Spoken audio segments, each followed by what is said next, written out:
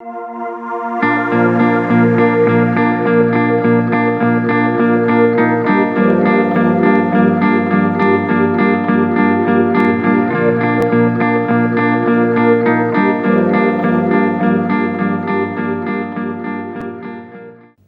طلباء و طالبات، آج کے اس پروگرام میں آپ کا خیر مقدم ہے۔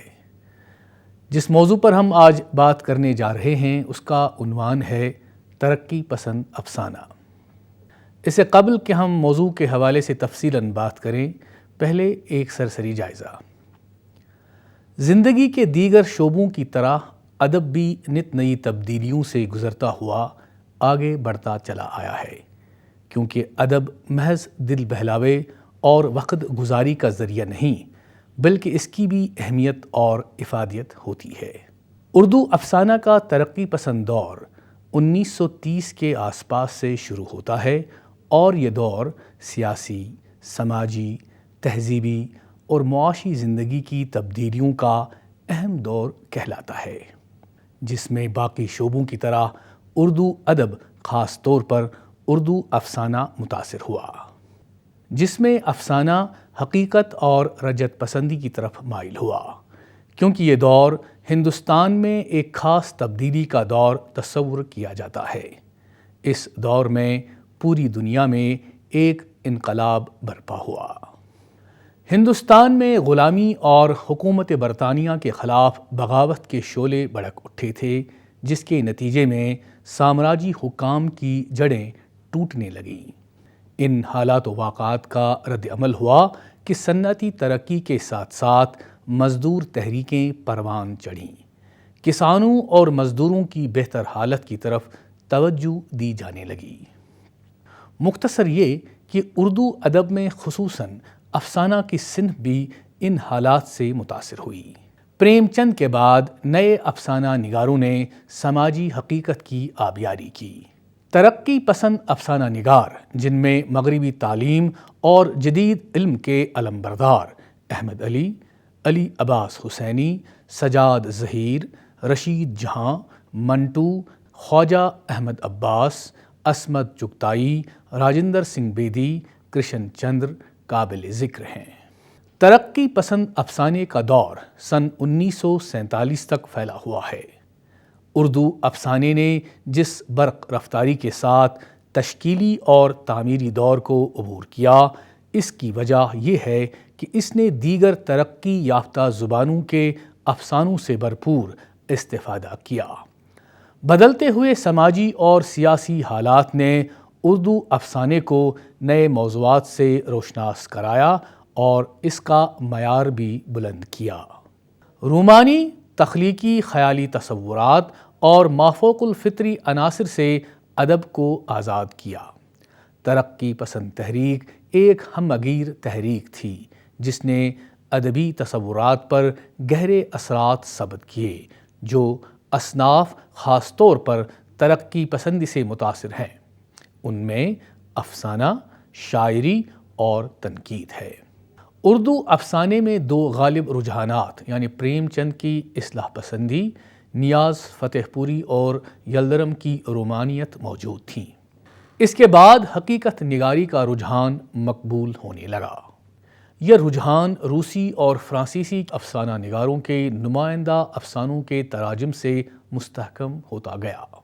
چنانچہ چیخوف، موپاسا، فلابیر، ترقیف وغیرہ کے افسانوں سے اردو افسانہ نگار واقف ہو گئے۔ ان میں پریم چند، سدھرشن، احمد علی اور سجاد ظہیر شامل ہیں۔ اس کے بعد ترقی پسند افسانہ مورد وجود میں آنے لگا۔ حقیقت پسند اور ترقی پسند افسانے میں یہی فرق ہے کہ حقیقت پسند افسانہ خارجی سچائیوں کو سائنسی قطعیت کے ساتھ پیش کرتا ہے۔ اس میں افسانہ نگار کی ذاتی رائے، وجدان اور بصیرت کام نہیں کرتی، وہ زیادہ سے زیادہ حقائق کی ترجمانی کرتا ہے۔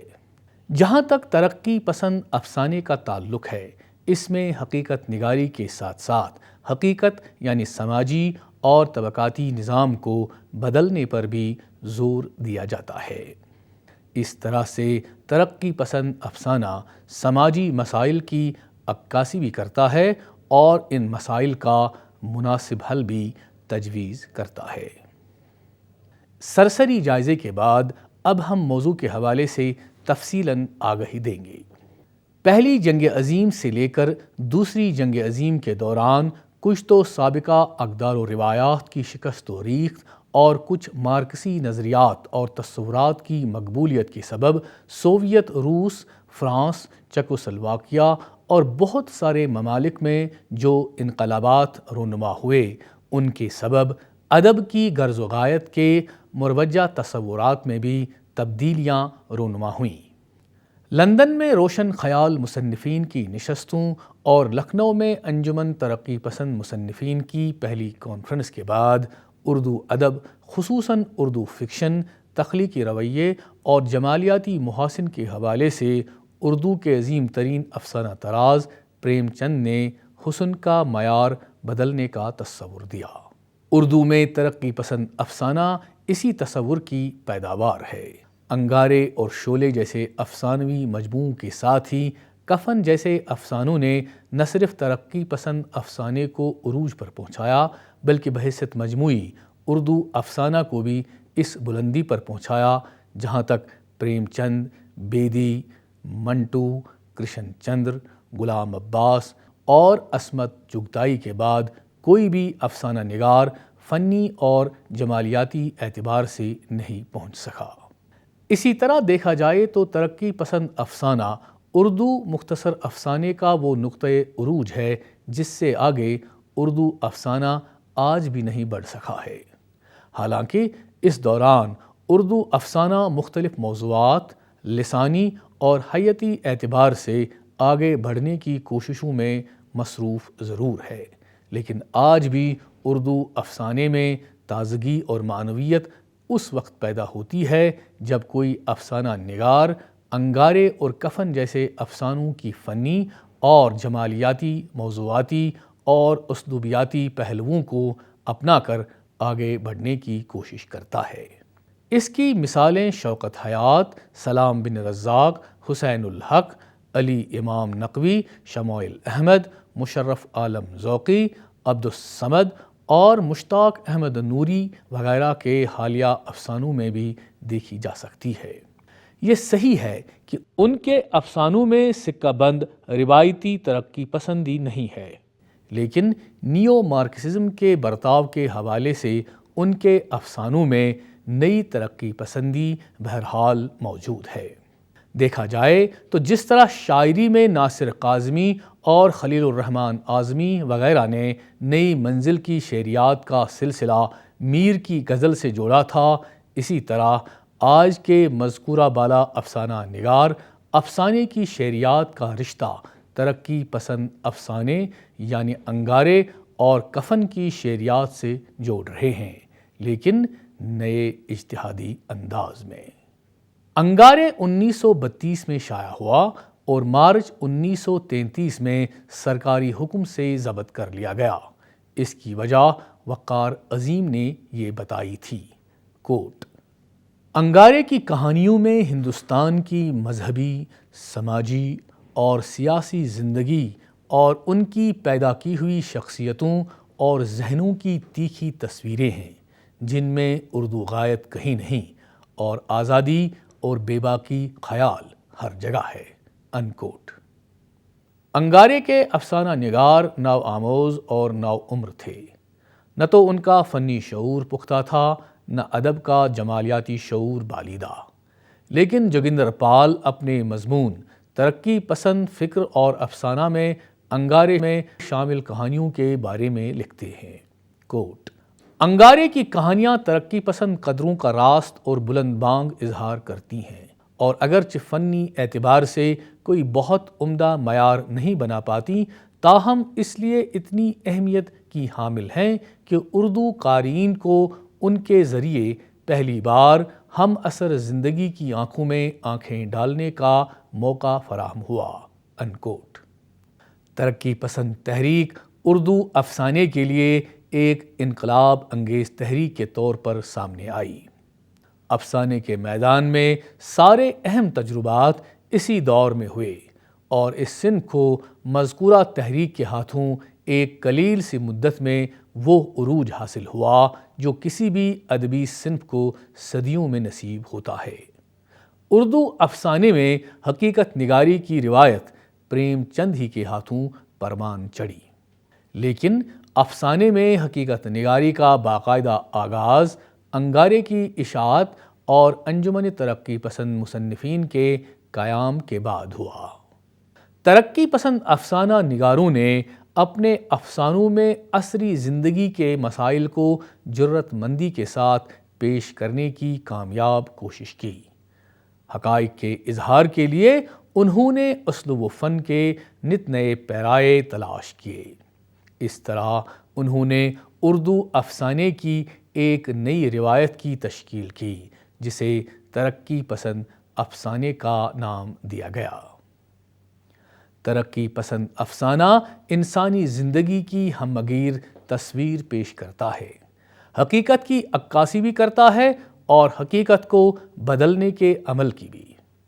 یہ حالات سے پیدا شدہ داخلی کرب کا بھی احاطہ کرتا ہے اور تبدیلی کے عمل سے پیدا ہونے والے کرب کا بھی۔ ترقی پسند افسانہ ذات اور کائنات کے بارے میں گہری آگہی فراہم کرتا ہے۔ یہ ایک سماج کے اندر رہنے والے انسانوں اور دوسرے سماجوں کے انسانوں کے مابین ایک معانیاتی اور فکری ارتباط تلاش کرنے کی کوشش کرتا ہے۔ اس کی توجہ ملکی اور قومی مسائل کے ساتھ ساتھ بین الاقوامی مسائل پر بھی مرکوز رہی۔ ترقی پسند افسانہ جمہوریت نواز ہے، یہ عدل و مساوات کا حامی ہے۔ اس کا اپنا ایک سماجی نظریہ یہ ہے جو ایک طرف ترقی اور تبدیلی کا خواہاں ہے تو دوسری طرف انصاف پر مبنی سماجی ساخت کا۔ استحصالی قوتوں کے خلاف بغاوت اور کچلے ہوئے عوام کو اپنی توجہ کا مرکز بنانا اس کی اہم خوبی ہے۔ ترقی پسند افسانہ طبقاتی مراعات کا نظریاتی اعتبار سے مخالف ہے۔ یہ ایسی تبدیلی اور ترقی کا حامی ہے جو ان مراعات کو ختم کرنے والی ہو۔ ترقی پسند افسانہ سماجی ترقی کے لیے ذہنی فضا تیار کرنے والی فکری سرگرمیوں میں کلیدی حیثیت رکھتا ہے۔ ڈاکٹر صادق ترقی پسند افسانے کے متعلق اپنے خیالات کا اظہار یوں کرتے ہیں، کوٹ: ترقی پسند افسانے نے زندگی کا ایک وسیع نقطۂ نظر پیش کیا، ذات پات کی تفریق اور رنگ و نسل کے تعصبات کو مٹا کر انسان کو ایک کل کی حیثیت سے پیش کرنے کی کامیاب سعی کی، رجائیت اور مستقبل پر ایقان کے نقوش اجاگر کیے، نامساعد حالات کے ساتھ نبرد آزما ہونے، فرسودہ رسم و رواج کو توڑنے، ناقص اور نامناسب سماجی نظام کو تبدیل کرنے اور زندگی کو بہتر بنانے کی سعی پر زور دیا، انکوٹ۔ ترقی پسند افسانہ نگاروں نے زندگی کی کئی قدروں اور نئے مسئلوں سے آگہی حاصل کی، فن کی نئی نئی راہیں تلاش کیں اور اپنی فکر اور فن کے ذریعے ترقی پسند افسانے کی روایات کی تعمیر و تشکیل کا کام انجام دیا۔ ترقی پسند افسانے میں 3 واضح رجحانات ملتے ہیں۔ پہلا سماجی حقیقت نگاری کا، دوسرا انقلابی رومانیت کا، تیسرا بے باک حقیقت نگاری کا۔ پہلا رجحان سماجی حقیقت نگاری کا، جس کی نمائندگی پریم چند، بیدی، اختر حسین رائے پوری اور سہیل عظیم آبادی وغیرہ کر رہے تھے۔ دوسرا رجحان انقلابی رومانیت کا، جس کے نمائندہ افسانہ نگاروں میں کرشن چندر، احمد ندیم قاسمی، خواجہ احمد عباس وغیرہ شامل تھے۔ تیسرا رجحان بے باک حقیقت نگاری کا تھا، جس کی نمائندگی کرنے والوں میں منٹو، عصمت چغتائی، غلام عباس وغیرہ قابل ذکر ہیں۔ پریم چند ایک پختہ کار اور تجربہ کار افسانہ نگار تھے، اس لیے بدلتے ہوئے حالات اور تقاضوں کے مطابق مارکسی جمالیات کو برتتے ہوئے جب کفن کی تخلیق کی تو یہ افسانہ نہ صرف ترقی پسند ادب کا بلکہ اردو ادب کا شاہکار افسانہ قرار پایا۔ جس کی فنی اور جمالیاتی عظمتوں کو آج تک عبور نہیں کیا جا سکا ہے۔ حالانکہ شوکت حیات جیسے افسانہ نگاروں نے کفن کے متن پر افسانے لکھے ہیں اور شاندار افسانے لکھے ہیں۔ اس بنا پر پروفیسر صدیق الرحمن کدوایی نے کہا ہے، کوٹ، آج کی کہانی ترقی پسندی اور جدیدیت سے آزاد ہونے کے ساتھ ساتھ دونوں کے بہت سارے عناصر اپنے اندر سموئے ہوئے ہیں، انکوٹ۔ اور اگر دیکھا جائے تو جیسے جیسے وقت گزرتا جا رہا ہے، آج کی کہانی میں ترقی پسندی یا مارکسزم کے عناصر زیادہ سے زیادہ بڑھتے جا رہے ہیں۔ دوسرے لفظوں میں آج کا افسانہ ترقی پسند افسانہ میں ہو کر ترقی پسند افسانہ کی توسیع کر رہا ہے۔ دراصل پریم چند کے بعد اردو افسانہ کو کئی اہم اور باریک بین افسانہ نگاروں مثلاً کرشن چندر، راجندر سنگھ بیدی، سعادت حسن منٹو اور عصمت چغتائی نے فکر و فن کے لحاظ سے بلندیوں تک پہنچایا۔ کرشن چندر کا ذہن رومانی تھا، مگر انہوں نے آنکھیں کھول کر جب ملک کے سیاسی اور معاشی نظام کو دیکھا تو انہیں اس میں ناہمواریاں دکھائی دیں، اور زیادہ تر معاشی اور سماجی خرابیوں سے متاثر ہوئے کرشن چندر نے بالکونی، گرجن کی ایک شام، کالو بنگی اور انداتا میں اپنے سماجی شعور کا فنکارانہ اظہار کیا۔ وہ خاص طور پر کشمیر میں صدیوں کی غلامی، فاقہ کشی اور پسماندگی سے متاثر ہوئے، اور پھر انہیں ہر طرف یہی دلدوز تصویریں نظر آئیں۔ کرشن چندر کی خوبی یہ ہے کہ ترقی پسندی سے متاثر ہونے کے باوجود افسانے کے فنی محاسن کا خیال رکھتے ہیں۔ جیسا کہ میں نے ابھی تذکرہ کیا کہ کرشن چندر کا ذہن رومانی تھا۔ رومانی افسانوں کا پہلا مجموعہ طلسم خیال تھا۔ بعد کے افسانوں میں ترقی پسندی نمایاں ہے۔ وہ رومان کو حقیقت اور حقیقت کو رومان کا رنگ عطا کرتے ہیں۔ ڈاکٹر سیدہ جعفر نے لکھا ہے، کوٹ، کرشن چندر نے اپنے عہد کی کراہتی ہوئی زندگی کے بڑے دردناک مناظر دکھائے ہیں، انکوٹ۔ شاعر کے کرشن چندر نمبر میں وزیر آگا لکھتے ہیں، کوٹ، کرشن چندر نے سماج کی فرسودگی اور اس کے جبر کے خلاف علم بغاوت بلند کیا ہے، انکوٹ۔ احمد ندیم قاسمی مشہور مستند ترقی پسند افسانہ نگار ہیں۔ ان کے افسانوں میں دیہات کے دلفریب مناظر کی تصویر کشی ملتی ہے۔ انہوں نے دیہات میں رہنے والے انسانوں کی جذباتی اور ذہنی زندگی کی رنگا رنگ تصویریں کھینچی ہیں۔ ساتھ ہی طبقاتی تفاوت کی بنا پر غریب کسانوں اور مزدوروں کی دکھ بھری زندگی کا درد بھی محسوس کیا ہے۔ سیلاب، آنچل اور طلوع و غروب میں انہوں نے پسماندہ طبقوں کے مرقع کھینچے ہیں۔ احمد ندیم قاسمی فن کی نزاکتوں کا خوب خیال رکھتے ہیں۔ سناٹا، ارتقاء، افق، کنارہ اور کفن دفن ان کے مشہور افسانے ہیں۔ بازار حیات اور برگ حنا میں انہوں نے سرمایہ داری کے خلاف جذبہ بغاوت کو اجاگر کیا ہے۔ راجندر سنگھ بیدی اردو کے بلند قامت ترقی پسند افسانہ نگار ہیں۔ وہ معاشرے کی اونچ نیچ سے پیدا ہونے والے مسائل کی پیکر تراشی کرتے ہیں۔ ان کے افسانے حقیقت اور تخیل کے امتزاج سے مورز وجود میں آتے ہیں۔ ان کے افسانوں میں کہانی پن دلچسپی کا عنصر پیدا کرتا ہے۔ وہ عوام کی زندگی، دکھ درد، مسائل اور خواب بڑی خوبی سے پیش کرتے ہیں۔ وہ حقیقت نگاری سے کام ضرور لیتے ہیں، لیکن فن کے تقاضوں کا بھی خیال رکھتے ہیں۔ انہوں نے اپنے افسانوں کے مجموعے گرہن میں لکھا ہے، کوٹ، مطلق حقیقت بہشت فن غیر موزوں ہے، انکوٹ۔ گرہن میں وہ ایک تو چاند گرہن کی تصویر کھینچتے ہیں، ساتھ ہی عورت کی زندگی کا گرہن بھی دکھاتے ہیں۔ وہ دانا و دوام، کوک جلی، 10 منٹ بارش میں عورت کی نفسیات اور بے چارگی کو پیش کرتے ہیں۔ علی عباس حسینی، احمد ندیم قاسمی، بلونت سنگھ، قرۃ العین حیدر، خواجہ احمد عباس، اختر اورینوی، ممتاز مفتی، دیوبندی سیتارتھی، عزیز احمد، مہندر ناتھ، اختر حسین رائے پوری اور سہیل عظیم آبادی نے اردو افسانے کی ترقی میں نمایاں حصہ لیا۔ یہ افسانہ نگاری کا ایک سنہرا دور تھا جس میں افسانہ نگاری ادب کی ایک اہم صنف قرار پائی اور افسانے کے قارئین کی تعداد بڑھتی گئی۔